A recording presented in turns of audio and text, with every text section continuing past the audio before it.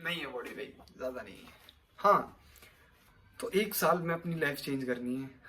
बाकी तो तुमने डिसाइड बाकी सारे सालों में भी किया होगा, 2021, 22, 23, 24, 24, 25 और 27, 28, 29, 30 भी निकल जाएगा। इसी तरीके से कोई चेंज नहीं आने वाला। अगर कुछ एक्चुअल में तुम्हें चेंज लाना है तो वो चेंज आएगा कुछ डिसीजंस लेने से, कुछ हार्ड डिसीजंस लेने से।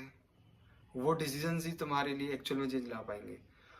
तुम्हें कुछ नहीं करना है भाई। ये जितना भी चल रहा है इंटरनेट पे पंगे चल रहे हैं, कोई ये वही हैबिट बता रहा है, रीडिंग स्टार्ट कर दो, कोई कह रहा है कोल्ड शावर स्टार्ट कर दो, सब ठीक है, ये अच्छी हैबिट्स है, मैं इनके खिलाफ नहीं हूँ, ये सारी हैबिट्स अपनी जगह अच्छी हैं। बट एक्चुअल में जो चेंज लाने वाली है वो ये नहीं है, ये एड ऑन है। एग्जाम्पल के लिए, तुम जब कोई बिल्डिंग बनाना स्टार्ट करते हो और उसकी नींव ही बिल्कुल कमजोर है और तुम उसके ऊपर से एड ऑन करते जाओ, फ्लोर बनाते जाओ बनाते जाओ बनाते जाओ, क्या होता है? वो बिल्डिंग गिर जाएगी। वो बिल्डिंग स्ट्रांग नहीं है, वो बिल्डिंग गिर जाएगी। सेम चीज तुम्हारे साथ है। तुम्हारी कुछ आदतें या कह लो कुछ तुम्हारे पैटर्न्स बन चुके हैं जो कि तुम्हें ब्रेक करना जरूरी है। जब तक वो नहीं होंगे, तुम अगर कितनी भी एडिशनल हैबिट ट्राई करने की कोशिश करोगे, तुम उनको 1-2 हफ्ते करोगे, थोड़े टाइम करोगे, तुम उनको छोड़ दोगे और तुम अपने पहले से भी ज्यादा वर्स कंडीशन में आ जाओगे।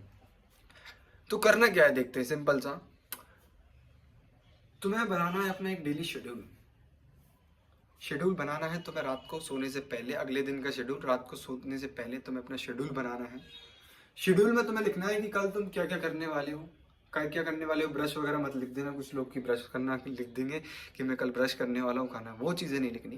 तुम्हें अपने काम में लिखना है। अगर तुम स्टूडेंट हो तो तुम लिखोगे कौन सा सब्जेक्ट पढ़ने वाले हो, कौन सा सब्जेक्ट, कौन सा चैप्टर, कौन सा यूनिट, कितने क्वेश्चन, क्या वगैरह स्पेसिफिक लिखना है। गोल्स स्टार्टिंग में ज़्यादा मत लिखना कि तुम पूरा 10 लिख दो कि 10 सब्जेक्ट पढ़ूंगा मैं, ज़्यादा हो जाएगा। स्टार्टिंग स्मॉल करनी चाहिए हमेशा किसी भी चीज़ की। तो तुम अपना पढ़ने का लिखोगे, या तुम अगर कोई एंटरप्रेन्योर हो मेरी तरह तो तुम अपनी लिखोगे कि तुम्हें अपने बिजनेस में किस किस एस्पेक्ट में काम करना है। तुम्हें कंटेंट शूट करना है, तुम्हें क्लाइंट्स कॉल पिकअप करने हैं, या तुम्हें कोल्ड आउटरीच करना है। Whatever your goals are और whatever your actions are, उस हिसाब से तुम्हारा एक टू डू लिस्ट टाइप से प्रिपेयर करो और उसमें शेड्यूलिंग डालो कि इस टाइम पे ये चीज़ें करनी है। और अगर कहीं घूमने जाना है, मस्ती का टाइम है, तो वो भी उसमें लिखो। अगर जाना है तो उस दिन अगर टाइम बचता है तो, नहीं जाना है तो मत लिखो। और तुम्हें करना क्या है, जब ये तुमने शेड्यूल बना दिया, अब आता है मेन गेम। जब तुम सुबह उठते हो अगले दिन, तो अब तुम्हें कुछ सोचना नहीं है, कोई अपनी क्रिटिकल थिंकिंग मत लगाने बैठ जाना है। आजकल चल रहा है क्रिटिकल थिंकिंग, भाई मैं नहीं, मैं कुछ नया, अपना नया शेड्यूल प्लान करूंगा, जीनियस ना, बकवास नहीं। अब कोई बकचोदी नहीं चलेगी भाई। अब है हम वर्किंग मोड में। हमारा समझ लो, ये जो तुमने शेड्यूल बनाया ये तुम्हारे बॉस ने बनाया है और अब तुम हो उनके एम्प्लॉई, और अब तुम्हें ये पूरा करना है किसी भी हालत में। रात को सोओगे नहीं जब तक ये शेड्यूल पूरा नहीं होगा। ये शेड्यूल को तुम्हें आंख बंद करके फॉलो करना है। अपना दिमाग साइड में रख दो, साइड में इन द सेंस अपनी सोचने की कैपेबिलिटी को साइड में रख दो। अपने काम करने का जो तुम्हारा एक्शन वाला दिमाग है उसको ले आओ और ये काम करो। और अब आता है मेन गेम, जो तुम्हें हार्ड डिसीजन लेने पड़ेंगे। अब तुम्हें कोई तुम्हारा दोस्त मिलने के लिए बुलाएगा कि भाई चलते हैं बाहर खेल के आते हैं, या कहीं पार्टी करने चलते हैं, या कहीं बाहर खाने के लिए चलते हैं। शेड्यूल में अगर लिखा है कि बाहर जाना है तो जाओगे, नहीं लिखा है तो नहीं जाओगे। कोई लड़की ने बुला लिया भाई, उसका टेक्स्ट आ गया, उससे फोन पे बात करने में लगे 3 घंटे में सारा शेड्यूल की माँ बहन कर दी। उसने मिलने के लिए बुला लिया, भाई दोस्त है मेरी, अब तो जाना है। बंदे खुश हो जाते हैं एंकर, अरे लड़की ने मिलने के लिए, नहीं, यही तो टेस्ट है। अब शेड्यूल में अगर लिखा है कि Monika, Priyanka, whatever girls, मैं किसी गर्ल्स को टारगेट नहीं करना चाहूंगा, वॉट एवर जिसका भी नाम लिखा है, अगर लिखा है तुमने शेड्यूल में कल रात को भी जाना तो ही जाओगे। और शेड्यूल कॉम्प्रोमाइज नहीं होना चाहिए किसी के लिए भी। कोई 10 लाख रुपए भी दे रहा है तो भी पैसे मत लेना, पर अपना शेड्यूल मत तोड़ना, पैसों को भी छोड़ दो।